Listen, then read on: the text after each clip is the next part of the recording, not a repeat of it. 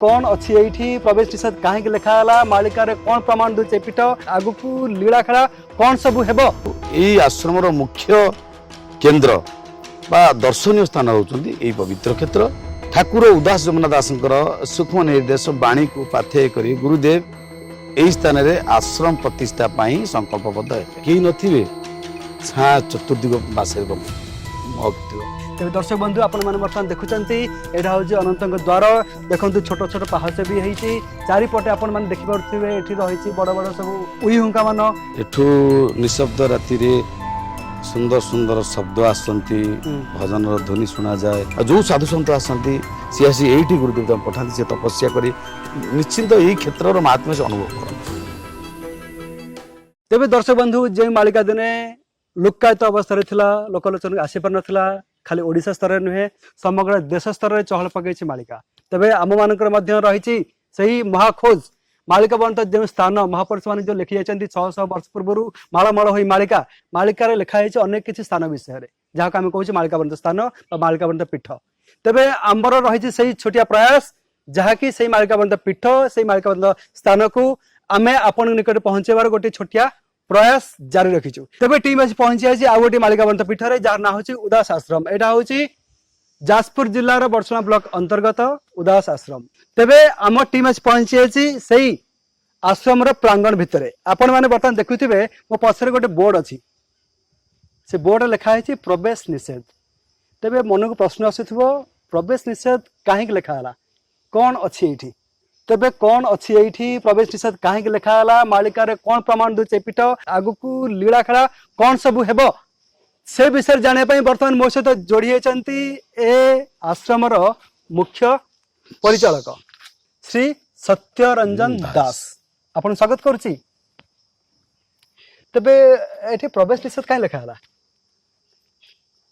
ये हूँ मोर परम पूज्य गुरुदेव स्वामी जज्ञेश्वरनाथ दास साधनार तपस्यार क्षेत्र अच्छा उदासाश्रम परिसर रे विभिन्न देवादेवी सहित विभिन्न आस्थान स्थली रही कोटी पूजास्थली कोटी सत्संग स्थली कोटी भोजन कक्ष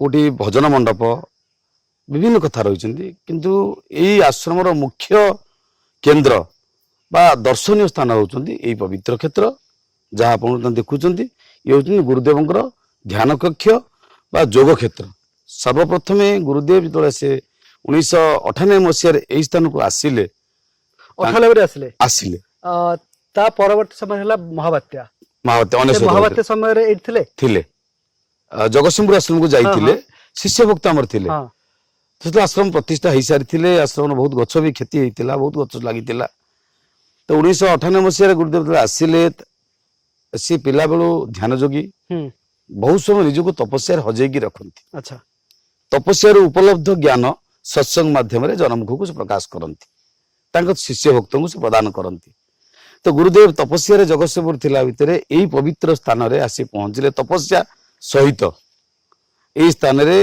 तांकर जो खोज थिला जीवनर से यही परिसमाप्ति घटिला ठाकुर उदास जमुना दासंकर सूक्ष्म निर्देश बाणी को पाथेय कर गुरुदेव यही स्थान रे आश्रम प्रतिष्ठा पाई संकल्पबद्ध हेले ए स्थान रे अपन टिके आगुर कहले जे कि एटा होची ए आश्रम रे केंद्र स्थली कोन रही छि भीतर की जिबा आज्ञा नहीं जो प्रवेश निषेध रही छि किसी प्रॉब्लम अछि कि प्रवेश निषेध काई एठी जेहेतु संत मान जोग पीठ अच्छा सेठी साधारणतः शुद्ध वस्त्र स्नान तपस्या स्नान करी जानती प्रथमतः द्वितीयतः तपस्या क्षेत्र रे अनंतकर निवास थाए देवादेवी मानकर थाए निवास से शुद्धता भंग हम बोली प्रवेश निषेध सर्वसाधारण करा जाय थाए केवल सेवक नित्य सेवक जो माने गुरुदेव से माने जानती आसन रखिया पानी रखिया से परिष्कार करने जानती गोटे प्रश्न खाली मन को आसुची हां दिव्य दर्शन आपन के पाइचंती निश्चित न पाइले आम गुरुत्याग कलु केमती संपूर्ण रूपे गुरुदेव पदाश्रित हई आज्ञा को पाथे कर पाद पड़ रही कि ये जो निकांचन स्थान पहाड़ पाददेश तापरे गुरु सेवा सद्गुरु सेवा पूर्वजन तपस्या नथिला आज्ञा मिलबेनी ठीक कथा पितामाता सुकृतरु पुत्र हुए सुखी जदि ସେଇଭଳି ପିତାମାତାଙ୍କର ତପସ୍ୟା ଥାଏ ତାଙ୍କର ପୁତ୍ରଟି ସନ୍ନ୍ୟାସୀ ହେଇଯାଏ ବା ଉପଯୁକ୍ତ ସନ୍ନ୍ୟାସୀଙ୍କ ମାର୍ଗ ଅନୁସରଣ କରେ। ଏଠି ବହୁତ ବଡ ଗୋଟେ ଗାତ ଟାଇପ ର ଏଠି ଅଛି ଏଠି ଆଜ୍ଞା ଏଇଟା କଣଟା ଏଇଟା? ଏଇଟା ହୁଙ୍କାରେ ହଁ କେତେବେଳେ କେମିତି ଅନନ୍ତ ବାହାରନ୍ତି। ଆଚ୍ଛା ଆଚ୍ଛା ଅନନ୍ତଙ୍କର ପ୍ରବେଶ ଦ୍ୱାର ବାହାରିବାର ଦ୍ୱାର। ମୁଁ କ୍ୟାମେରା ପର୍ସନକୁ ରିକ୍ୱେଷ୍ଟ କରିବି ଟିକେ କ୍ଲୋଜ ଅପ୍ ନିଅନ୍ତୁ। ତେବେ ଏଇପଟେ ହଉଛନ୍ତି ସେ ବାହାରନ୍ତି ଏ ଦିବ୍ୟ ଦର୍ଶନ ଆପଣ ବି ପାଇଛନ୍ତି? ନିଶ୍ଚିନ୍ତ ପାଇଛୁ, ବହୁତ ଥର ପାଇଛୁ। ଆଚ୍ଛା କାହାକୁ କେବେ କ୍ଷତି ବି କରିନାହାନ୍ତି। ହୁଁ ତାଙ୍କର ଆଉ ଗୋଟିଏ ମୁଖ୍ୟ ସ୍ଥଳୀ ମୁଁ ଦେଖେଇବି ଆପଣଙ୍କୁ। ସେ ସ୍ଥଳୀ ଯୋଉଠି ଗୁରୁଦେବ ଆସିଲେ ପ୍ରଥମେ ଏଇ ସ୍ଥାନରେ କାହିଁକି ପହଞ୍ଚିଲେ, ତାର ଯୋଉ ମୁଖ୍ୟ ସ୍ଥାନ ଆକର୍ଷଣ ସ୍ଥାନ ମୁଁ ଦେଖେଇବି। ଆସନ୍ତୁ ଭିତରକୁ ଯିବା। ଆପଣ ଏଇ ଯୋଉ ବଟବୃକ୍ଷ ଦେଖୁଛନ୍ତି, ହୁଁ ହୁଁ ହୁଁ ଇଏ ଯୋଉଠି ସାଧୁସନ୍ଥ ମାନେ ତପସ୍ୟା କରନ୍ତି, ହୁଁ ସାଧାରଣତଃ ସେଠି ବଟବୃକ୍ଷ ଆବିର୍ଭାବ ହୁଅନ୍ତି। ଆଚ୍ଛା ତେଣୁ ଗୁରୁଦେବ ଏଠି ତପସ୍ୟା ଆରମ୍ଭ କଲେ, ତାପରେ ବଟବୃକ୍ଷ ଆବିର୍ଭାବ ହେଲେ ବା ଜନ୍ମ ନେଲେ। ଏଟା ଆଗରୁ ନଥିଲା? ନାଇଁ ଆଗରୁ ନଥିଲେ। ହୁଁ ବଟବୃକ୍ଷ ଆମେ ବହୁତ ଥର ଶୁଣିଛୁ କିଛି ଧ୍ୱନି କିଛି ଶବ୍ଦ। ଏଇଠି ହଁ ବହୁତ ଥର ଶୁଣିଛୁ। ମାନେ ସନ୍ଧ୍ୟା ସମୟରେ ନା? ନାଇଁ ରାତିର ନିର୍ଜନତା ସମୟରେ ଆଚ୍ଛା ଆଚ୍ଛା ଏମିତି କୋଉ ଭଳି ଶବ୍ଦ? ଯାହା ଭଜନ ସଂକୀର୍ତ୍ତନ, ଆଚ୍ଛା ନାମ ସଂକୀର୍ତ୍ତନ। ନାମ ସଂକୀର୍ତ୍ତନ, ମୃଦୁ ମୃଦୁ ସ୍ୱର। ହୁଁ ସେ ତପସ୍ୟାରେ ବା ସେଇଭଳି ଭକ୍ତିରେ ନିମଜ୍ଜିତ ହେଲେ ସେ ଶବ୍ଦ ଆସନ୍ତି। ଆସିବ। ହଁ ଆଚ୍ଛା ଆଚ୍ଛା ବହୁତ ବଢିଆ ଆଉ ବହୁତ ବଢିଆ। ଖାଲି ସେତିକି ନୁହେଁ, ସୁନ୍ଦର ସୁନ୍ଦର ବାସ୍ନା ହୁଏ। ଅଚାନକ ଗୋଟେ ଦିବ୍ୟ ବାସ୍ନାର୍ଥ ତୁଳସୀ କର୍ପୂର ଚନ୍ଦନ ମିଶ୍ରିତ ଚନ୍ଦନ ବାସ୍ନା ମିଶ୍ରିତ ଆଚ୍ଛା ବା ଆପଣ ମଥା ଘଷା ସିନ୍ଦୁର ଏମିତି ବାସ୍ନା, ଏମିତି ଆସେନା ଆଚ୍ଛା ଗୋଟେ ସୁନ୍ଦର ଧୂପ ଝୁଣା ବଗୁଳର ବାସ୍ନା। ଆପେ ଆପେ କେହି ନଥିବେ, ଛାଁ ଚତୁର୍ଦିଗ ବାସରେ ମହକିଥିବ। ଗୁରୁଦେବଙ୍କୁ ଯେତେବେଳେ ଆମେ ୟାର କାରଣ ପଚାରୁ, ଗୁରୁଦେବ କୁହନ୍ତି କୋଉ ସମୟରେ କେତେବେଳେ ସାଧୁସନ୍ଥ ମାନେ ଆବିର୍ଭାବ ହୁଅନ୍ତି, ହୁଁ କେତେବେଳେ ଦେବାଦେବୀ ମାନେ ଆବିର୍ଭାବ ହୁଅନ୍ତି। ସେଇଥିପାଇଁ ଉପଯୁକ୍ତ ବା ସିଦ୍ଧ ତପସ୍ୱୀ ମାନଙ୍କର ଯୋଗ କ୍ଷେତ୍ରକୁ ପ୍ରବେଶ ନିଷେଧ ଏଇଥିପାଇଁ କରାଯାଇଥାଏ, ସ୍ଥାନର ଶୁଦ୍ଧତା, ତାପରେ ନିର୍ଜନତା ଭଙ୍ଗ ହବନି, ଡିଷ୍ଟର୍ବାନ୍ସ ନ ହଉ। ନ ହଉ। ତେବେ ମୁଁ ଦେଖିପାରୁଛି ଏଠି ଯୋଉ ରାସ୍ତା ଗୋଟେ ରହିଛି, ଏଟା କଣ ଆକ୍ଚୁଆଲି? ଏଟା ଏଇ କେତେବେଳେ କେମିତି ଅନନ୍ତ ତାଙ୍କର ଆସନ୍ତି ବୃକ୍ଷକୁ, ବୃକ୍ଷ ମୂଳରେ ବାସ କରନ୍ତି, ଏ ଚତୁର୍ପାର୍ଶ୍ୱ ଭ୍ରମଣ କରନ୍ତି, ପୁଣି ଉଠିକିରି ତାଙ୍କ ନିବାସ ସ୍ଥଳୀ ତାଙ୍କ ଗାତରେ ସେ ରୁହନ୍ତି। ସ୍ୱଇଚ୍ଛାରେ ସେ ବିଚରଣ କରନ୍ତି, ସ୍ୱଇଚ୍ଛାରେ ସେ ବିଚରଣ କରନ୍ତି। କେତେବେଳେ ସେ କୋଉ ମୁହୂର୍ତ୍ତରେ କୋଉଠି ଅବସ୍ଥାନ କରନ୍ତି, ସେଇଭଳି ଶୁଦ୍ଧତା ନଥିଲେ ସେ ବି ଆଜି ପର୍ଯ୍ୟନ୍ତ କାହାକୁ ଆକ୍ରମଣ କରିନାହାନ୍ତି। ଆପଣ ଦେଖିଛନ୍ତି ନା? ହଁ ବହୁତ ଥର ଦେଖିଛୁ, ବହୁ ବାର ଦେଖିଛି। ରଙ୍ଗ ରଙ୍ଗ ହଳଦୀ ବର୍ଣ୍ଣ, କେତେ ବଡ ଆକାର? ବଡ କଠଉ ରହିଛି। ଏମିତି କି ଗୋଟିଏ ନା ଅନେକ? ଅନେକ, ଏମିତି କି ଗୁରୁଦେବ ଥର ତପସ୍ୟାରେ ଅଛନ୍ତି, ହୁଁ ହୁଁ ତାଙ୍କ ମଥା ଉପରେ ସେ ଓହଳି ପଡି ତଳୁ ଅଧେ ଚାଳରେ ଗୁଡେଇ ହେଇଯାଇଛନ୍ତି ବାଉଁଶରେ, ପଛ ଭାଗ ଆଗଟା ଠିକ ମଥା ଉପରେ ଆମେ ଦେଖିଲୁ। ଗୁରୁଦେବ କିନ୍ତୁ କିଛି ନାଇଁ ସେ ଜାଣିପାରିନଥିବେ? ନିଶ୍ଚଳ, ସେ ନିଶ୍ଚଳ। ସେ ତପସ୍ୟାରୁ ଏକଦମ ତପସ୍ୟାରେ ନିମଜ୍ଜିତ। ସେ ଆପଣ ଦେଖିଛନ୍ତି ଏଟାକୁ? ଦେଖିଛୁ। କେବେକା କଥା ଏଟା? ଇଏ ପ୍ରାୟ 8 ବର୍ଷ ତଳର କଥା, 10 ବର୍ଷ ତଳର ହୁଁ କଥା। ହୁଁ ହୁଁ ତ 2011-12 ସେଇ ସମୟର ସେଇ ସମୟର କଥା। ହୁଁ। ତ ଗୁରୁଦେବଙ୍କୁ ଜଣେଇଲି, ମୁଁ ଜଣେଇଲି, ମୁଁ କହିଲି ଆଜ୍ଞା ଦେଖିଲେ ଭୟ ଲାଗୁଛି ଆପଣଙ୍କୁ ନା ନାହିଁ। ସେ ସମୟରେ କାହିଁକି ତାଙ୍କ ଦେହରେ ବି ପରମାତ୍ମା ଅଛନ୍ତି, ଆଉ ସେ ସମୟରେ ଯୋଗସ୍ଥ ସମୟରେ ସମସ୍ତଙ୍କର ବନ୍ଧୁ, ଆଚ୍ଛା କେହି କାହାର କ୍ଷତି କରନ୍ତିନି। କ୍ଷତି କରନ୍ତୁ ନାହିଁ। ହିଂସା ସେତେବେଳେ କାହା ଦେହରେ ନଥାଏ, ଅହିଂସାର ମହାମନ୍ତ୍ର ସମସ୍ତେ ବାରି ପାରୁଥାନ୍ତି। କାରଣ ଆମେ ସେ ପରମାତ୍ମାକୁ ଧ୍ୟାନ କରୁଛେ, ତାଙ୍କ ଦେହରେ ପରମାତ୍ମା ଅଛନ୍ତି, ତେଣୁ ସେଇ ସମୟରେ ସେ ଆମର ବନ୍ଧୁ। ଦେଖନ୍ତୁ ସେ ମାନେ ଆମେ ତ ସନାତନ ଧର୍ମ ଏଇଟା ମାନେ ସାତ୍ଵିକତାର ସେମାନେ ପ୍ରତୀକ, ଯୋଉଠି ଟିକେ ସାତ୍ଵିକତା ସେମାନେ ପାଇବେ ସେଠି ସେମାନେ ବାସ କରନ୍ତି, ଏଟା ନିଶ୍ଚିତ କଥା। ରହିଯାଆନ୍ତି। ତେବେ ଦର୍ଶକ ବନ୍ଧୁ ଆପଣ ମାନେ ବର୍ତ୍ତମାନ ଦେଖୁଛନ୍ତି, ଏଇଟା ହଉଛି ଅନନ୍ତଙ୍କ ଦ୍ୱାର। ଦେଖନ୍ତୁ ଛୋଟ ଛୋଟ ପାହାଚ ବି ହେଇଛି, ଚାରିପଟେ ଆପଣ ମାନେ ଦେଖିପାରୁଥିବେ ଏଠି ରହିଛି ବଡ ବଡ ସବୁ ଉଇ ହୁଙ୍କା ମାନ। ତେଣୁ ଉଇ ହୁଙ୍କା ଏପଟେ ରହିଛି ବା ଗୋଟେ ରାସ୍ତା ରହିଛି ସିଧା। ତେବେ ସେପଟେ କଣ ଅଛି, ସେପଟକୁ ଯାଇ ଦେଖିବା ଟିକେ ସମ୍ଭବପର ନୁହେଁ, କାହିଁକିନା ସେପଟେ ପାହାଡ ଅଛି। ତେଣୁ ପାହାଡ଼ ଉପରକୁ ଯିବା ଟିକେ ବଡ଼ କଠିନକର କାମ। ଆପଣମାନଙ୍କୁ ଏଇ କ୍ୟାମେରା ଫ୍ରେମ୍ ମାଧ୍ୟମରେ ଆମେ ଆପଣଙ୍କୁ କ୍ଲୋଜଅପ୍ କରି ଦେଖାଉଛୁ। ମୁଁ କ୍ୟାମେରା ପର୍ସନକୁ କହିବି ଆଉ ଟିକେ କ୍ଲୋଜଅପ୍ କରି ଦେଖାନ୍ତୁ। ଏଇଟା ହେଉଛି ଅନନ୍ତଙ୍କର ଯିବା ଆସିବାର ବାଟ। ତେବେ ଏଇ ବାଟ ଦେଇ ସିଏ ଏଠିକି ଆସନ୍ତି। ଏ ପଛରେ ରହିଛନ୍ତି ପାହାଡ। ପାହାଡ଼ ଅଛି। ଏଇ ପାହାଡ ଯୋଉ ପାହାଡ ଧନିଆ ପାହାଡ ତପସ୍ୟା କରୁଥିଲେ ଆଚ୍ଛା। ମହାପୁରୁଷ ହାଡିଦାସ। ତେବେ ଦର୍ଶକ ବନ୍ଧୁ খুব সুন্দর জায়গা, খুব সুন্দর পরিবেশ। সତରେ যেতে তারিফ কলে বহুত কম। এটি থরে আসলে মু আপনাকে এতকি বিশ্বাস দেছি এঠিকু ফেরি যাওয়া পাই আপনার ইচ্ছা হব না। তেবে এই যে আশ্রমে আমার অনেক এটা হচ্ছে উদাস আশ্রম। উদাস আশ্রমর প্রাঙ্গণ ভিতরে আমি অছে। এইটা হচ্ছে উদাস আশ্রমর কেন্দ্রবিন্দু কহিলে কিছু অত্রুতি হব না। কাহিঁকি না এটা হচ্ছে অনন্তঙ্কর নিবাসস্থলী। দেখুথিবে খুব সুন্দর পরিবেশ। চারিপটে রয়েছে উইহুঙ্কা মান। উইহুঙ্কা ভিতরে রয়েছে বাবাঙ্কর ধ্যানস্থলী। ଆପଣ ଦେଖିଲେ ପ୍ରଥମରୁ ଆମେ ଆପଣ ଦେଖେଇଲୁ ଯାହା ବୋର୍ଡ ମରା ହେଇଛି ସେଠିକି ଭିତରେ ପ୍ରବେଶ ବର୍ଜିତ ଅଛି, ପ୍ରବେଶ ନିଷେଧ ଅଛି। କାହିଁକି ସେଟା ତ ଆମେ କହିପାରିବୁନି, କିନ୍ତୁ ଆମେ ଏତିକି ଜାଣିଲୁ ଯାହାକି ଟ୍ରଷ୍ଟ ତରଫରୁ ଏ ପଦକ୍ଷେପ ନିଆଯାଇଛି ଯେ କି ସାଧାରଣ ଲୋକମାନଙ୍କୁ ଭିତରକୁ ପଶିବା ପାଇଁ ଆଲାଉ ନାହିଁ। ଆମ ସହିତ ବର୍ତ୍ତମାନ ଯୋଡ଼ି ହେଇଛନ୍ତି ଏ ଆଶ୍ରମର ମୁଖ୍ୟ ପରିଚାଳକ ସତ୍ୟରଞ୍ଜନ ଦାସ। ଆଉ କଣ ସବୁ ଅଛି? ତ ଇଏ ସୁଡ଼ଙ୍ଗ ଦେଖୁଛନ୍ତି। ଏଇ ସୁଡ଼ଙ୍ଗରେ ଗୁରୁଦେବ ତପସ୍ୟା କରନ୍ତି।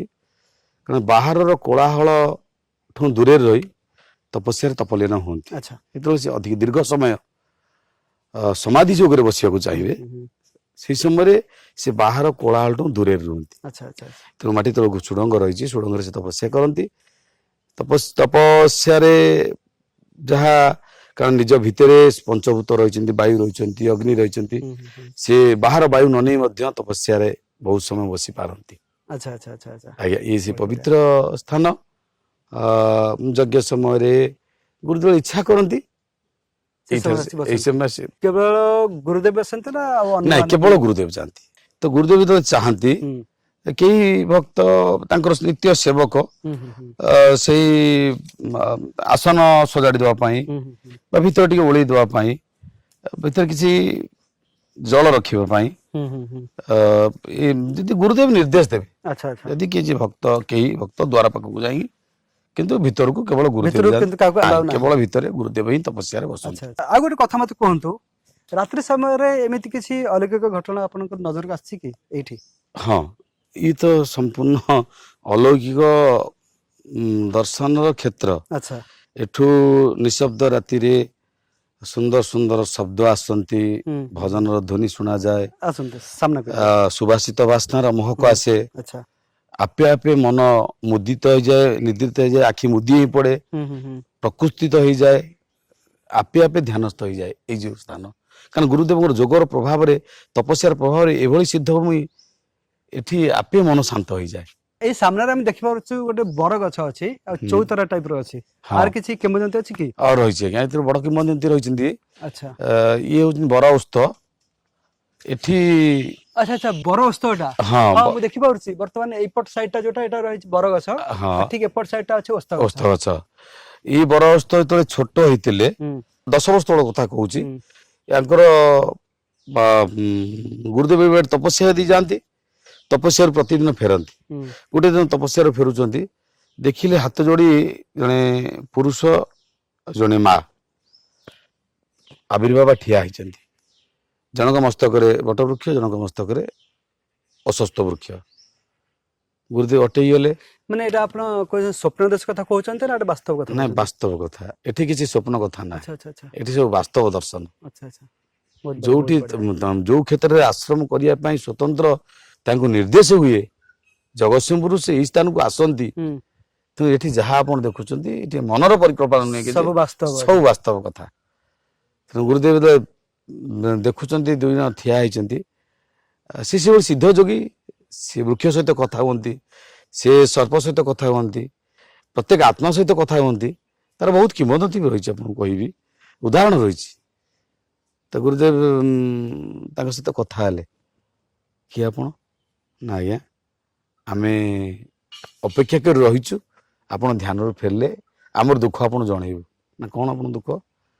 ନା ଆଜ୍ଞା, ଆମର ସମୟ ହେଇଗଲାଣି, ଆମକୁ ବିବାହର କରେଇ ଦିଅନ୍ତୁ।